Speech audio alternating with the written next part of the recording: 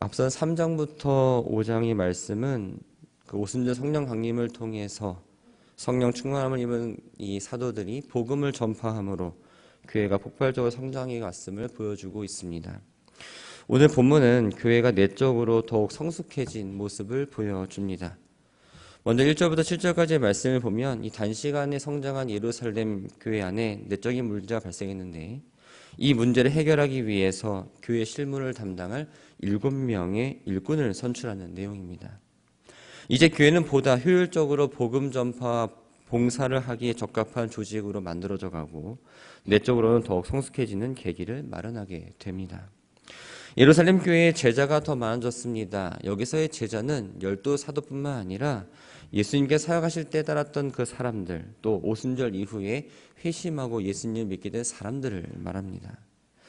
제자들이 점점 많아진 건 사도들이 유대 종교 지도자들의 그 전도를 하지 말라는 것을 듣지 않고 하나님 명령을 따라 고난을 받으면서도 담대하게 복음을 전파했기 때문입니다. 당시 초대교회를 구성하는 유대인은 두 부류는 아닙니다. 헬라파 유대인과 히브리파 유대인입니다. 헬라파 유대인은 주로 유대가 식민지였을 때 강제로 타국으로 갔던 사람들로서 이방적에 태어났다가 다시 예루살렘에 와서 정착한 이 사람들을 말하는데 그들을 디아스포라라고 불렀습니다. 이들은 히브리어를 모르고 당시 세계 공용어였던 헬라어를 사용을 했죠. 그러나 유대에 살면서도 히브리어를 모르고 헬라어를 사용했다면 그들은 역시 헬라파 유대인에 속했습니다. 반면에 히브리파 유대인들은 이스라엘 땅에 태어나서 거기서 나고 자라고 또 유대의 풍습을 따랐던 사람들로서 이들은 히브리어를 사용했던 유대인들입니다. 그런데 당시 히브리인들이 사용했던 그 히브리어는 순수한 히브리어가 아니라 이 아람어의 영향을 많이 받았던 히브리어였습니다. 헬라파 유대인들은 혼합주의 영향을 받은 탓에 히브리 사람들보다는 조금 더 개방적이었습니다. 반면에 이 히브리파 유대인들은 헬라파 유대인들에 비해서 우월감을 갖고 있었고 또 배타적인 태도를 취했던 사람들입니다. 교회가 성장하는 건 매우 좋은 일입니다. 하지만 그럼에도 불구하고 이 교회 안에도 문제가 생겼습니다. 초대교회는 사람마다 가진 재산과 소유를 모아서 필요한 사람들에게 나눠주고 함께 사용하는 공동체입니다. 또 상대적으로 가난한 사람들에게 그들의 필요를 채워줬고 구제 사업에 매우 열심이었던 공동체였죠. 이러한 모습은 초대교회가 불신자들에게 칭찬을 듣는 주요 요인 가운데의 하나였습니다. 성도의 수가 점점 늘어납니다. 늘어나면서 헌금 역시도 늘어났습니다. 교회는 매일 더욱 구제에 힘썼습니다. 구제의 우선 대상은 바로 과부입니다. 의지할 데 없는 이 과부를 돌아보라는 하나님의 명령에 따라서 유대인들이 지켜온 그 아름다운 전통을 계속적으로 이어오고 있었습니다. 그런데 교회가 성장하면서 이 사도들이 맡았던 구제 사역에 문제가 생기기 시작했던 겁니다. 매일매일 식량 배급이나 생필품 지급에서 언제부턴가 이 헬라파 과부들이 히브리파 과부들보다 푸대접을 받거나 더러는 조금씩 제외되면서 차별을 받는다는 생각이 들었습니다. 헬라파 사람들은 단순히 하루 제외되어서 그렇게 원망했던 게 아니라 지속적으로 제외된 것에 대해서 불만을 참지 않고 원망을 했던 거죠. 헬라파 사람들이 히브리파 사람들을 원망했던 건 어찌 보면 당연해 보이기도 합니다. 그러나 당연해 보이는 이 원망을 사단은 교회를 위기에 넣는 도구로 사용했습니다. 예수님은 십자가로 이방인과 유대인, 또 남자와 여자, 헬라파와 히브리파 등 모든 장벽을 허무셨습니다. 그리고 사도 바울을 통해서 성령이 하나 되게 하신 것을 힘써 지키라고 말씀하셨죠. 하지만 헬라파 과부들이 매일 구제에서 빠지게 된 것으로 인해 발생하게 된 이 원망이 성령이 하나 되게 하신 걸 오히려 허물어 버림으로써 교회의 분열을 조장하는 위기를 초래하게 되었습니다. 교회가 당면한 문제를 해결하기 위해서 사도들은 지체하지 않고 모든 제자, 즉 예루살렘 교회를 구성하는 모든 사람들을 모읍니다. 이것은 초대교회가 사도들을 구심점으로 해서 움직이는 공동체였긴 하지만 사도들이 독단적으로 이 교회를 운영하지 않았다라는 걸 보여줍니다. 또 사도들이 하나님이 주신 그 지혜를 통해 교회의 위기를 오히려 교회가 효율적으로 성장하도록 직무를 전문화하는 계기로 삼은 케이스가 됩니다. 사도들은 우리가 하나님의 말씀을 제쳐놓고 접대를 입삼는 것이 마땅하지 않다라고 이야기합니다. 여기서 접대는 식탁, 음식을 의미하고 일삼는다는 섬기다, 또 먼지를 일으킬 만큼 열심히 일한다라는 의미입니다. 다시 말하면 접대를 일삼는다는 건 식탁에서 사람을 먹이는 일, 즉 구제 사업을 의미합니다. 당시 사도들은 교회의 행정적인 문제뿐만 아니라 이 구제 사역까지 맡아서 일을 해오고 있었습니다. 그러다 보니까 업무의 과부하가 생긴 거죠. 교회의 행정적인 문제는 물론 자신들이 가장 우선적으로 해야 되는 하나님의 말씀을 가르치고 전파하는 일에 대해서 지장을 많이 받았던 겁니다. 사도들은 자신들이 교회 내 구제 사역에 개입함으로 정작 하나님의 말씀을 가르치고 전하는 일에 대해서 소홀했다고 고백을 하죠. 그래서 사도들이 자신들이 맡고 있던 구제와 봉사의 직무를 대신해줄 7명의 일꾼, 또 7명의 지도자를 선택하도록 성도들에게 이야기합니다.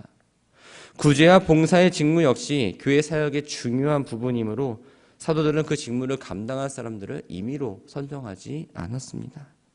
그렇다면 이 구제와 봉사의 직무를 감당할 지도자의 자격은 어떻게 될까요? 첫 번째는 성령이 충만한 사람입니다. 성령이 충만한 성도는 하나님과 날마다 동행하는 생활을 하고 하나님께 늘 간구하고 하나님의 말씀을 순종하는 성도를 이야기합니다. 성령이 충만하지 않으면 하나님의 뜻을 분별하지 못하고 또 하나님의 능력으로 일을 행할 수 없기 때문입니다.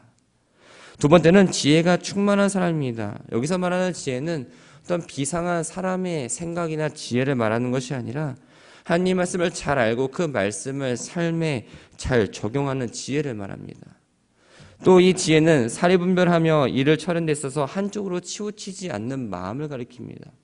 그러니까 어떤 일을 할 때 올바른 길을 따라 처리할 수 있는 이 지혜를 갖고 있어야 한다는 거죠. 세 번째는 칭찬을 듣는 사람입니다. 세상이 인정하는 것들, 또 어떤 사람이 가지고 있는 돈이나 지식이나 경험, 또 배경 등 그런 것으로 사람들에게 칭찬을 받는 것이 아니라 성령과 지혜가 충만하고 믿음과 또 충성이 검증되어서 교회 안에 평판이 좋은 사람을 말합니다. 사도들이 지도자의 수를 왜 7으로 정했는 데 대해서는 다양한 견해들이 있습니다. 유대인들에게 있어서 이 7이라는 숫자는 성스러운 숫자이면서 또 완전수입니다. 그러다 보니 임의로 특정한 수를 택해야 하는 경우에는 이 7이라는 수를 많이 선택했습니다. 또 유대의 관습상 특별한 문제가 발생했을 때 그 문제를 해결하기 위해서는 7명의 사람이 구성된 위원회를 만들기도 합니다. 일주일에 7일이기 때문에 매일 구제하는 일을 감당하려면 7명의 사람이 필요했다라고 주장하는 사람도 있고, 또 당시 예루살렘의 행정구역이 7개 행정구역이기 때문에 각 사람당 하나의 행정구역을 맡아야 돼서 7명의 사람을 뽑았다는 이야기도 있습니다. 어떠한 견해를 따랐다는 게 중요하다기보다는 구제 사역을 전담하도록, 그 교회의 직무를 전담하도록 처음 7명의 지도자를 선출했고 그 전통이 계속적으로 이어졌다는 겁니다. 또 7명의 지도자를 선출할 때 12사도가 직접 임명한 것이 아니라 모든 성도들에게 선출권을 주어서 그들에 의해서 세움받았다는 의미가 있습니다. 사도들은 구제하는 일을 비롯한 이 교회의 행정적인 일들은 7 지도자들에게 분담을 시키고 자신들은 오직 하나님의 말씀을 선포하고 이 가르치는 일에 집중하겠다고 이야기합니다. 교회 공동체는 이 사도들의 이 지혜로운 제안을 받아들입니다. 그래서 자격요건에 맞는 사람을 뽑다 보니 스데반과 빌립, 브로고노와 니가노르, 디몬과 바메나, 또 유대교로 개종한 안디옥 사람 니골라, 즉 7명을 뽑았습니다. 이들의 이름은 모두 헬라식 이름입니다. 그런데 이들 모두가 헬라파 유대인이라고 보기는 단정 지을 수는 없습니다. 왜냐하면 당시 헤비리파 사람들에게도 헬라식 이름을 갖고 있었기 때문이죠. 하지만 7명의 지도자를 선출하게 된 배경이 이 헬라파 유대인들의 원망에서 비롯됐던 것과 또 이 누가가 7명의 지도자를 헬라식 이름으로 굳이 적었다는 것을 보면 이들이 헬라파 유대인일 가능성은 높습니다. 7명의 지도자 가운데에 스데반과 빌립은 주목할 만한 사람들입니다. 단지 이들은 구제 사역에만 힘썼던 것이 아니라 사도들처럼 말씀 전파에도 힘쓴 사람들이었기 때문입니다. 스데반이라는 이름은 면류관이라는 뜻입니다. 복음을 증거하다가 유대인들로부터 핍박을 당한 최초의 순교자이죠. 빌립은 예수님의 12제자 가운데 한 사람이었던 그 빌립과 동명이인입니다. 이 사람은 사마리아에 최초로 전도를 했고 또 에디오피아 내시에게 개종을 시키고 세례를 주었던 사람입니다. 교회 공동체에 선출된 7명은 사도들로부터 안수를 받고 구제 사역을 감당하기 시작합니다. 지도자들을 선출한 결과 사도들이 말한 대로 기도하는 것과 말씀으로 섬기는 일에 전념하다 보니 그 열매가 분명하게 맺혀지기 시작했습니다. 7절을 보면 하나님의 말씀이 점점 왕성하여 예루살렘에 있는 제자의 수가 더 심히 많아지고 허다한 제사장의 무리도 이 도에 복종하니라 라고 말합니다. 이 왕성하다라는 이 말은 식물이나 씨앗이 자라고 어린아이가 성장하는 걸 의미합니다. 하나님의 말씀이 예루살렘 교회를 질적으로 계속 성장하게 하셨고 또 양적으로는 믿는 사람이 증가하게 하셨습니다. 마침내 유대교의 핵심이라 말할 수 있는 제사장과 그 주변 사람들까지도 그리스도의 가르침을 따르게 되었지요. 이러한 현상은 예루살렘 성 안에서 대단히 충격적인 일이었습니다. 또 유대교 내에서는 아주 치욕적인 일로 받아들여집니다. 당시 예루살렘에는 18,000명 정도의 레위인이 살았다고 합니다. 그 가운데에 약 8,000명이 제사장으로서 대제사장을 도와 성전에서 제사 지내는 일을 수행합니다. 그런데 당시에는 제사장들이 매일 제사를 드리지 않고 3대 절기인 유월절과 오순절, 이 장막절의 순례 축제 기간과 1년에 약 2주 정도의 시간만 제사를 수행하도록 대제사장이 선포했습니다. 그러다 보니 제사장들의 수입이 형편이 없었죠. 특히 대제사장들은 항상 제사장들의 소득의 10분의 1을 떼었기 때문에 별다른 소득이 없어 굶어 죽는 제사장들도 있었다고 합니다. 제사장들은 자신들의 어려운 생활과 또 유대교의 부패함으로 인해서 회의감이 들었고 또 때마침 초대교회는 이 구제사역을 열심히 하다 보니 제사장들 가운데에서 기독교로 개종한 사람들이 늘기 시작했던 겁니다. 8절부터 15절까지의 말씀은 7 지도자 중 한 사람인 스데반의 사역과 그 스데반이 체포를 당하는 이야기가 나옵니다. 스데반은 앞서 이야기한 대로 성령과 지혜와 믿음이 충만한 사람이었습니다. 그 충만한 성품은 2가지 행동으로 나타납니다. 바로 큰 기사와 표적이죠. 이것은 예수님께서 먼저 보이셨습니다. 그리고 오순절 성령 강림 이후 당시까지는 12사도들에게만 나타났던 행동입니다. 그러나 이제 12사도로부터 안수를 받은 스데반과 빌립과 같은 지도자들에게도 나타난 하나님의 일이었습니다. 스데반은 자기의 동족인 헬라파 유대인 가운데 들어가서 여러 회당을 돌아다니며 복음을 전파하기 시작합니다. 그런데 구레네, 또 알렉산드리아, 길리기아와 아시아 등지에서 온 유대 사람들로 구성된 이른바 자유민의 회당에 속한 사람들 가운데 스데반이 한 말에 대해서 적대감을 가진 사람들이 있었습니다. 여기서 자유민이란 주전 63년에 로마 장군 폼페이우스에 의해서 예루살렘이 정복을 당했을 때 로마로 끌려갔다가 풀려난 사람들과 그 후손들을 의미합니다. 이들은 스데반이 전하는 복음에 대해서 진지하게 궁금증을 가지고 물어보는 것이 아니라 그 메시지에서 비난할 거리를 찾으려 했습니다. 자신들의 논리로 스데반과 붙었을 때에 충분히 이겼을 거라고 확신을 했지만 지혜와 성령이 충만한 스데반을 당해내지는 못했습니다. 스데반의 대적자들은 대제사장과 서기관들이 무리를 충동해서 예수님을 공회로 끌려가 거짓 증언을 했던 것처럼 돈을 주고 몇몇 사람들을 시켜 스데반이 모세와 하나님을 모독하는 말을 들었다라고 말하게 합니다. 또 백성들과 장로들과 서기관들을 선동해서 스데반을 붙잡아 공회 앞으로 끌고 가지요. 이들은 거짓 증인을 내세워서 거짓 증언을 하게 합니다. 거짓 증거나 거짓 증언은 상대방을 죽음으로 몰아넣는 살인 행위와 같기 때문에 십계명에서도 금지했던 내용입니다. 그리고 이를 어긴 사람에게는 무고한 사람이 받을 뻔한 그 형벌을 당하도록 율법에는 규정하고 있습니다.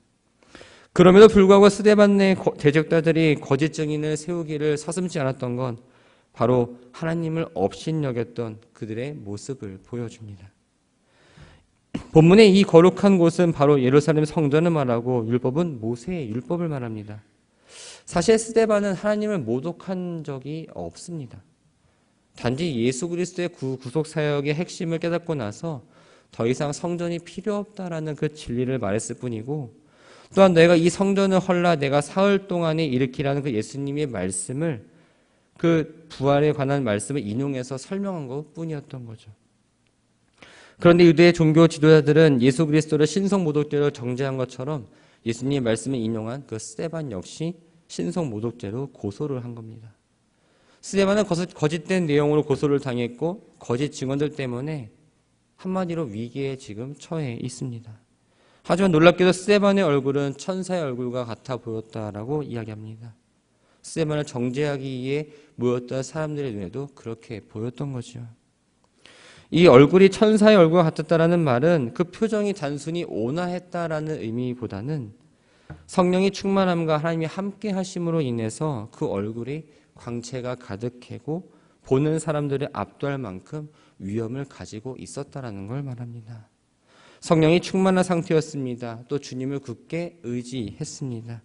진리에 대한 확신으로 가득 찼기 때문에 비록 지금 공의의 피고석에 서 있지만 분노나 불평 가운데 사로잡혀 있지 않았고 하나님 앞에 서 있는 것처럼 스데반의 마음은 평온하고 담대했습니다. 말씀을 정리합니다.